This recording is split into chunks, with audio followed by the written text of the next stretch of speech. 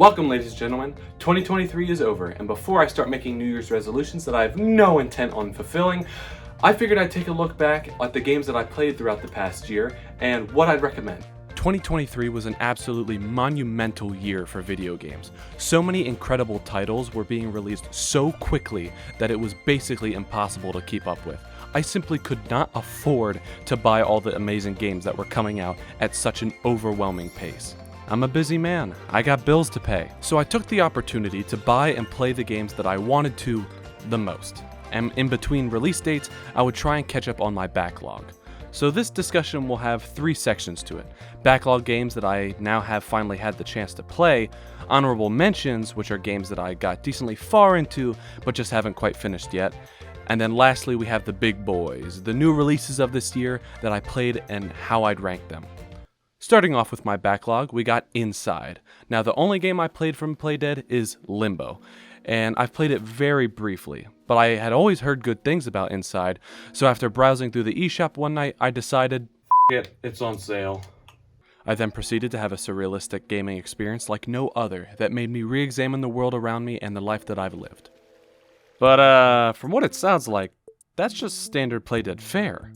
As a game, Inside is pretty simple. It's your standard puzzle platformer game with a minimalistic art style and striking imagery.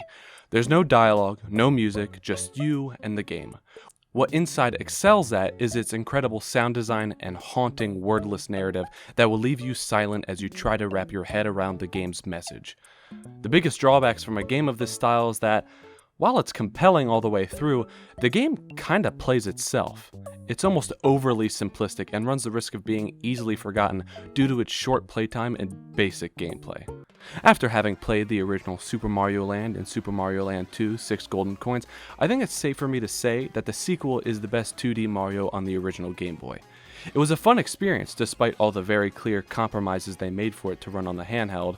The sprites are large and the screen is zoomed in, and if I hadn't played this on Nintendo Switch Online, I'm sure that the game would be struggling. But Super Mario Land 2 is more of the traditional 2D Mario we love, but with a lot more personality. The game introduces Wario as the villain of the game, and the worlds are so unique and creative, but haven't really been referenced ever again, like the bunny power-up and other oddities. The game is just a trip, and I highly recommend it to anybody who's just looking for a simple 2D platformer comfort game. Actually, now looking back, a lot of this list consists of 2D platformers. I think I was a little starved a bit. 2D platformers have always kind of been my comfort genre that are really easy for me to pick up and play and I can relax and have a good time with. So it should be no surprise that the next game on my list is... Can I please stop shaking the remote? My arms are in pain.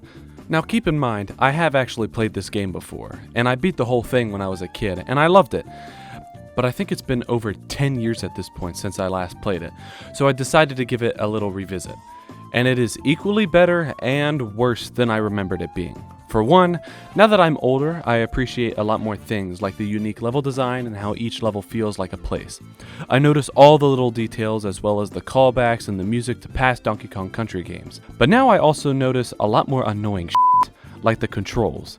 As a grown-ass man, I don't like motion controls in games that don't need them, especially when they don't add anything to the experience.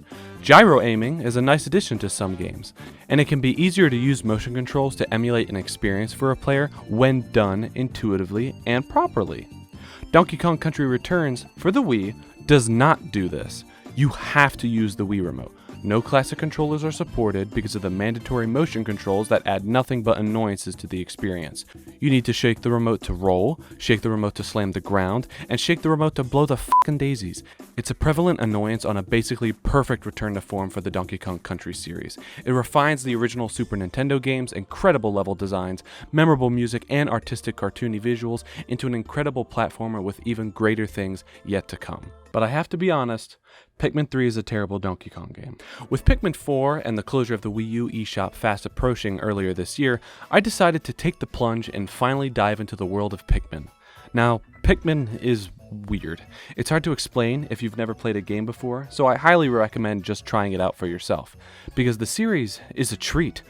Pikmin features beautiful, detailed environments from the perspective of small aliens that are the size of ants. In this game of adorable little creatures, you will experience the horrors of war and feel the dread as you lose your numbers to bizarre creatures that look like this. Pikmin 3 is a short game, but it's very replayable. You'll try and become more and more efficient as you manage your Pikmin numbers and try to save as many of them as possible.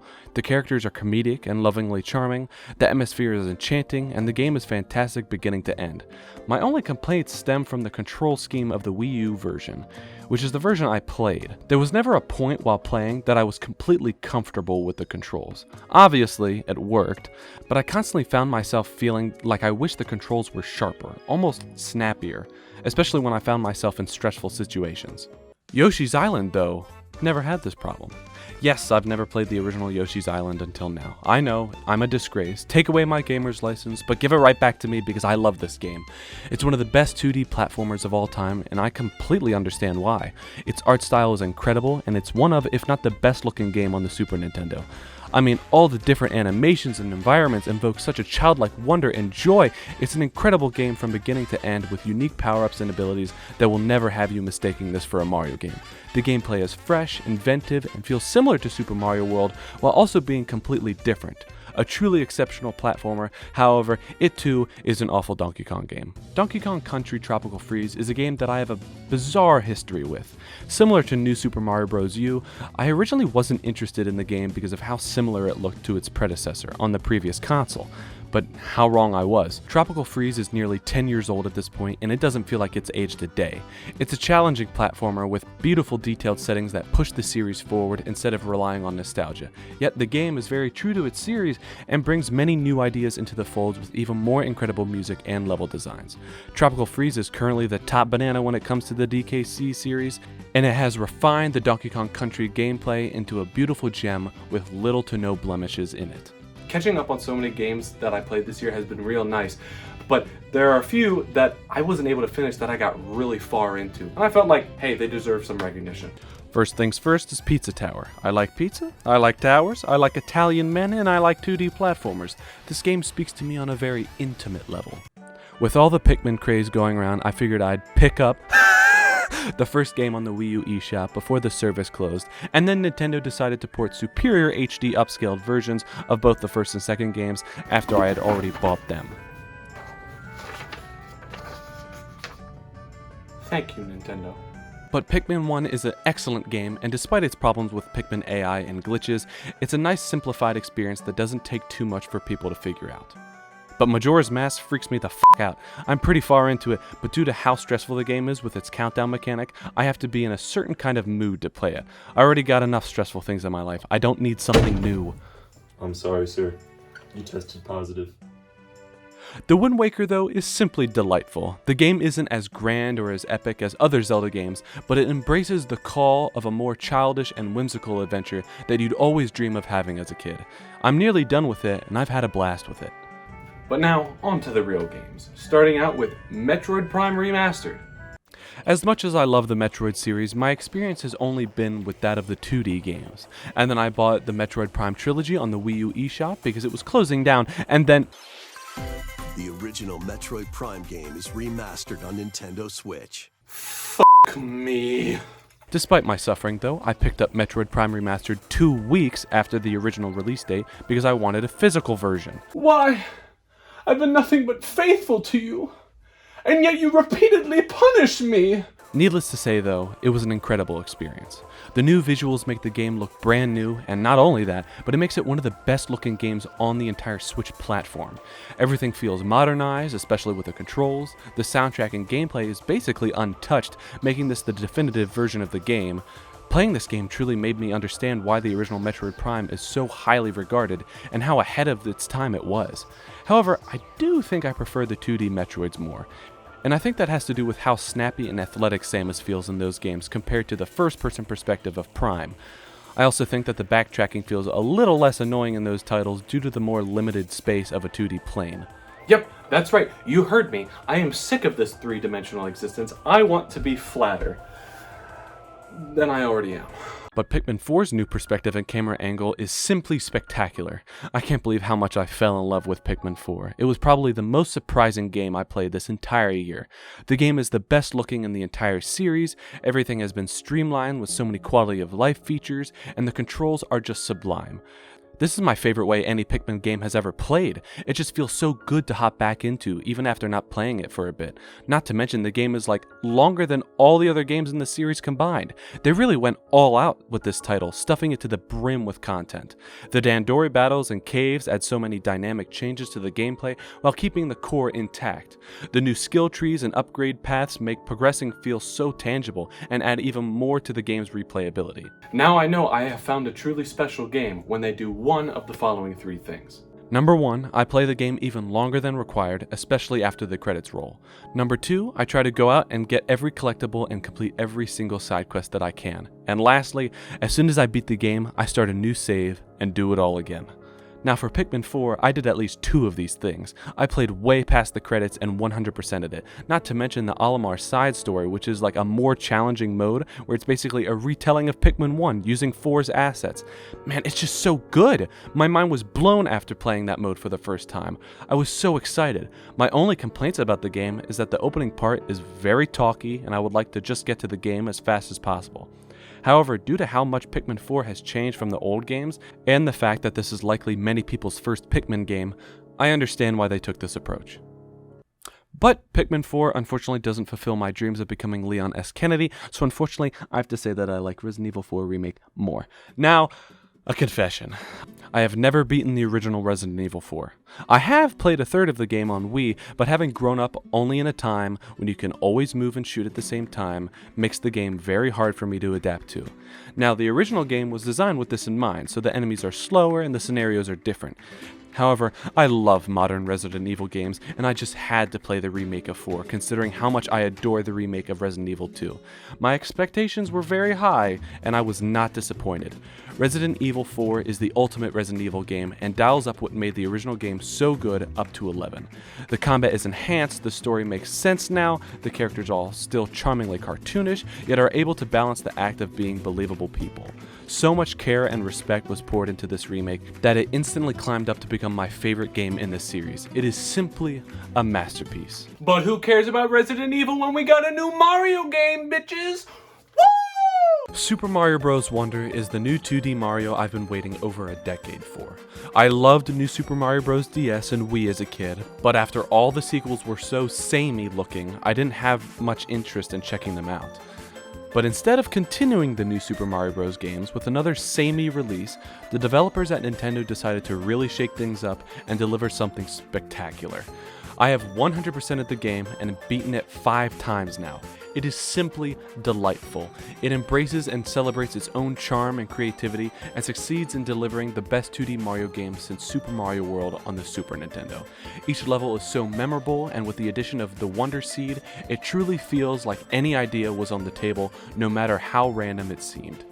The game has an identity so uniquely different from any other Mario game, and it truly impresses me how much they focused on actually new elements instead of relying on nostalgia. Even though the boss fights leave some things to be desired, the whole game plays fluidly and looks visually stunning from start to finish. Mario & Co. have never looked so good. The amount of detail in the animations is astonishing, with incredible game design oozing from each level as you breeze past them to reach the goal pole. But despite all my praise for the game, Mario Wonder still couldn't become my game of the year, for that title belonged to a different game. What else could it be? I cannot overstate the fact that I have been absolutely consumed by Tears of the Kingdom. My expectations for this game were stratospheric, and yet never have I been more impressed by a game in my entire life. Never before have I seen a game that reuses so much of its predecessor, remixes it, tweaks it, and adds to it in a way that it becomes something entirely different.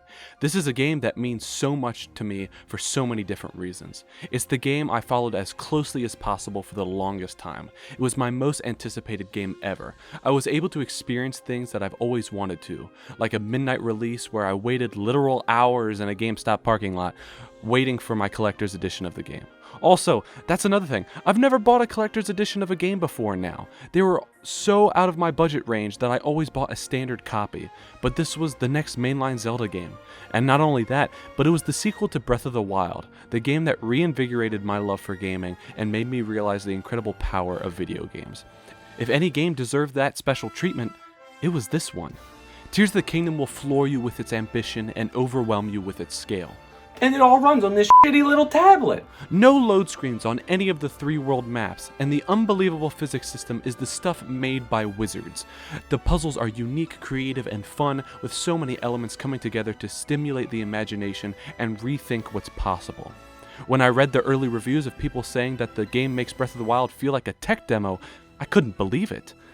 And while I don't think that this game replaces Breath of the Wild, I do understand why many would find it hard to go back after the monumental number of changes and additions to the world and gameplay. Now, is the game perfect? Absolutely not. And while I think this game has far more flaws than any of the other games I have mentioned from this year, its ambition simply outshines any of the game's missteps. The story and main quest made me cry multiple times, and never before have I witnessed a more epic and grander finale in a video game. By the end of it, I was a wreck.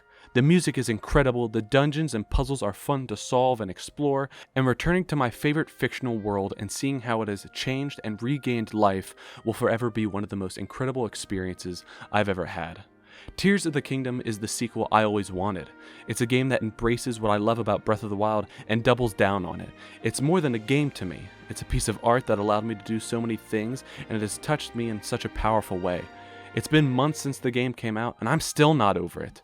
And I don't think I will be for a very long time. So it's no surprise that The Legend of Zelda: Tears of the Kingdom is my game of the year.